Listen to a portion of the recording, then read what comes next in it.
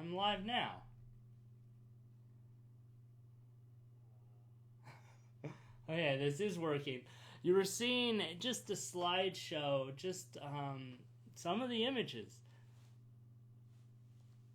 right here. Sorry, you're seeing some of the images and that I've been creating for the last several years.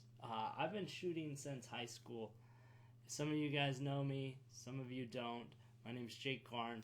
I'm a photographer, and I shoot for love. What does it mean to shoot for love? Well, a lot of these images, nobody paid me to make them. The model didn't pay me. I didn't pay the model to make them. We made them kind of like, I don't know, golfers go on the driving range and just shoot range balls. Photographers, I believe, need to go shoot. And so I've been practicing what I preach for a while, and I'm here to share with you what I've learned from this practice. Now, shootforlove.com is a website. First of all, it's just a blog. I mean, it's just a blog. I mean, it's nothing fancy. It's a blog. On the blog, well, there's a free blog, and on the free blog, I share a lot of tips, a lot of tricks, a lot of basics, location advice, lens advice, Photoshop advice. I share work from the masters like Van Gogh or Ansel Adams. It's just basically an inspiration station on the blog. Now, sometimes I get into techniques, sometimes I share secrets, sometimes I link to equipment. It's a good resource. You know the drill. You've seen photography blogs. Nothing special. What I also do is, you've seen photographers sell their workshops or sell their education. I share that stuff on the blog. I find my favorite ones. I share that on our blog too. One of the things we share at Shoot for Love, or I share as a photographer on Shoot for Love, for members, is a blog called The Secrets. Now, this is a blog you have to have a membership to see. It's not available to the public. I give way too much information for me to just want to throw it out there. I share Lightroom actions. I share I share my Photoshop actions. I share my editing process. I share my location scouting processes. I share the resources I use, to the tools I use. And I actually just barely took memberships offline. You can't be a member right now. Like, if you were like, oh, this membership thing sounds cool, and you're not already a member, you can't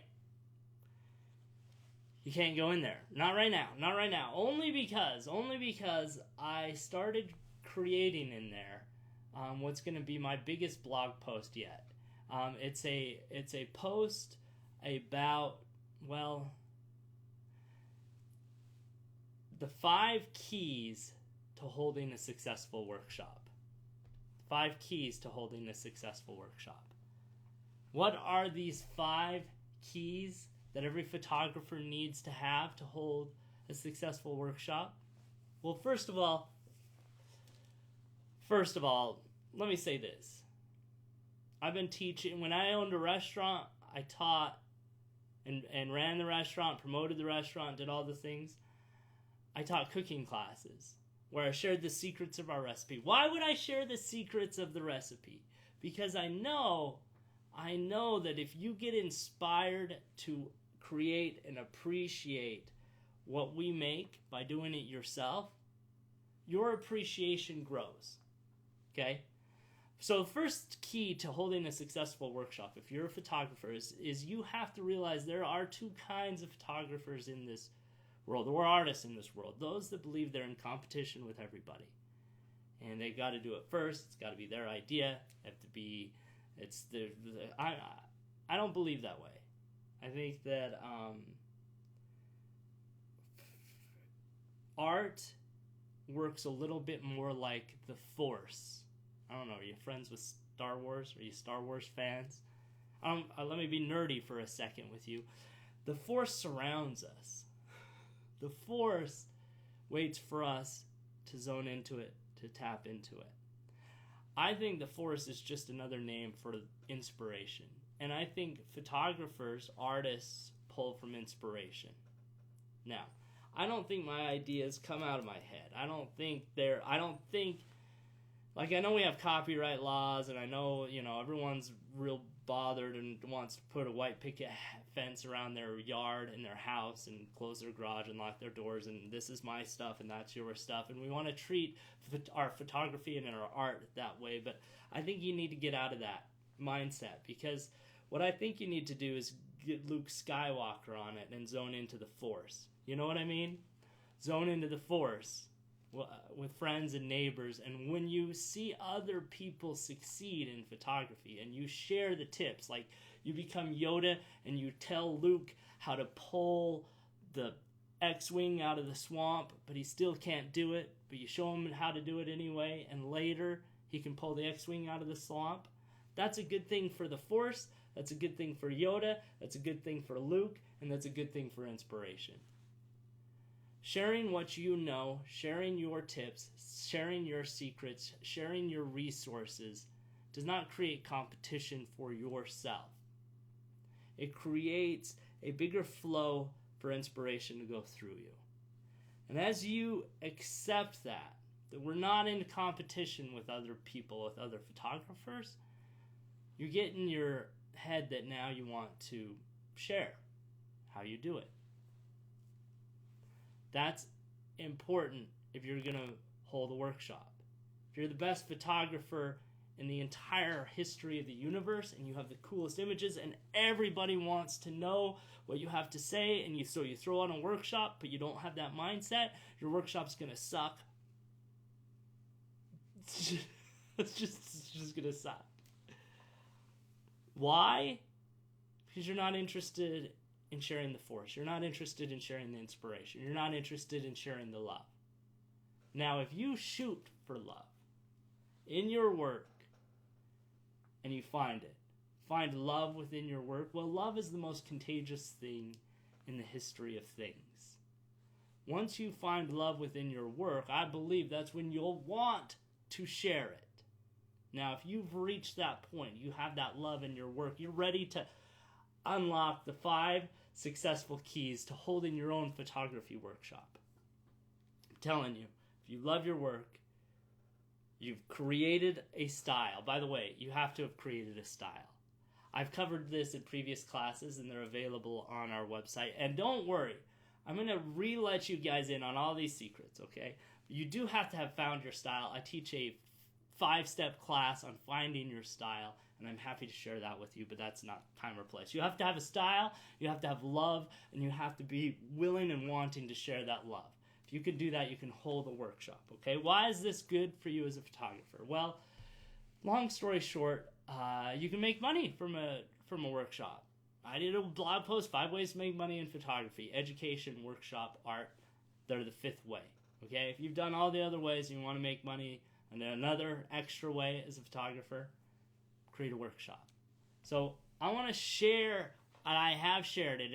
It's almost finished, and it's on the Secrets by Jake Garn on Shoot for Love.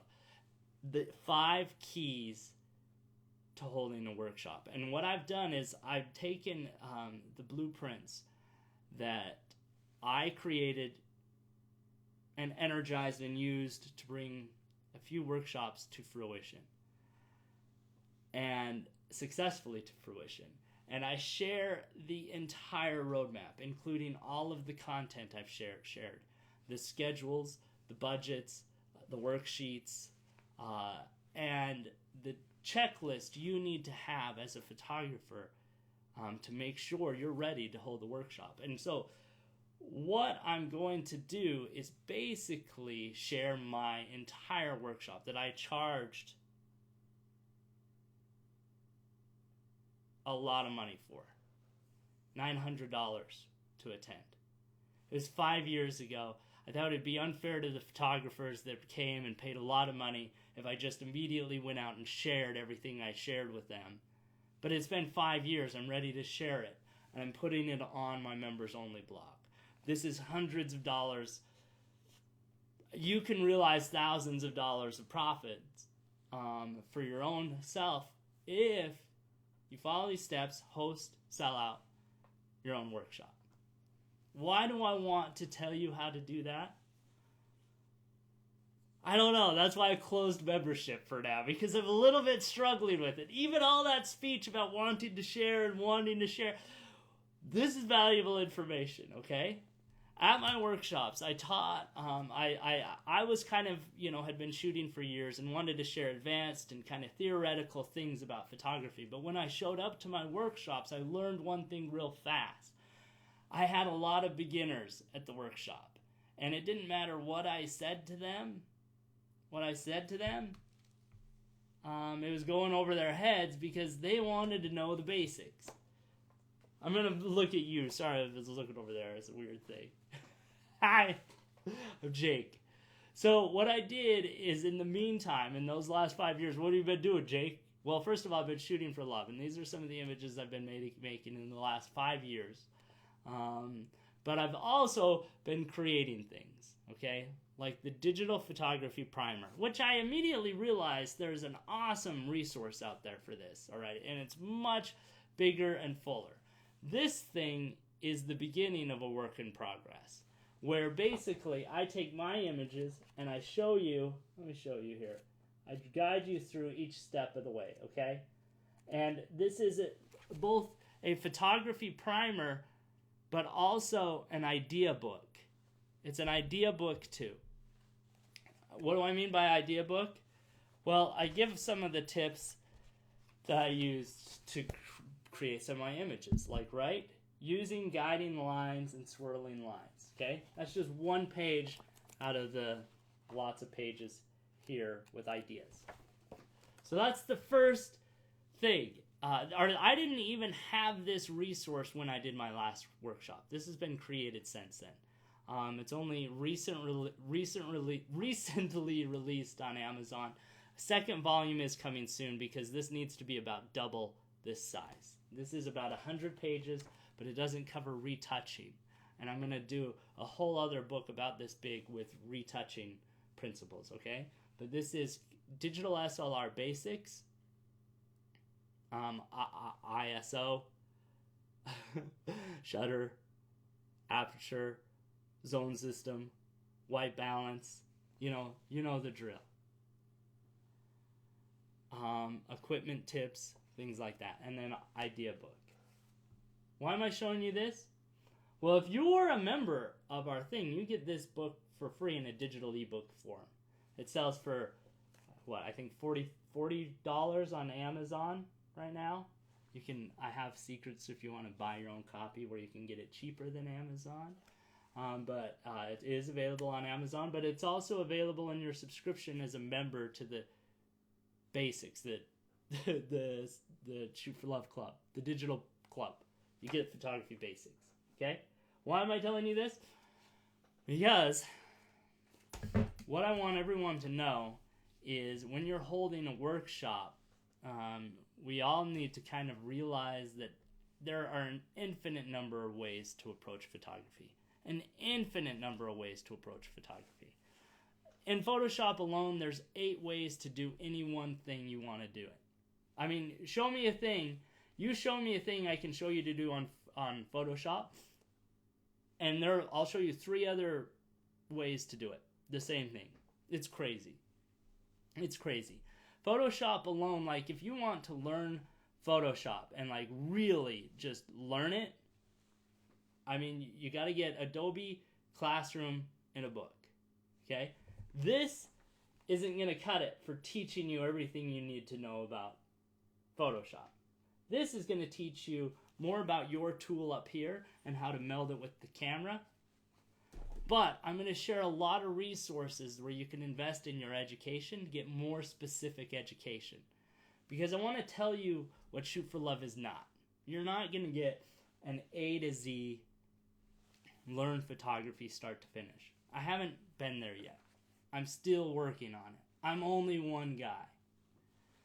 But Shoot for Love is what it's meant to be. Like, it's not... I have my own website, jakegarn.com. Shoot for Love is not my photography website. It's just where I share the information I have with other photographers. Okay? Shoot for Love is going to grow, and we need more photographers sharing their secrets. So the real reason I want to teach people the basics, how to do a workshop, and then maybe how to publish their own books and publications.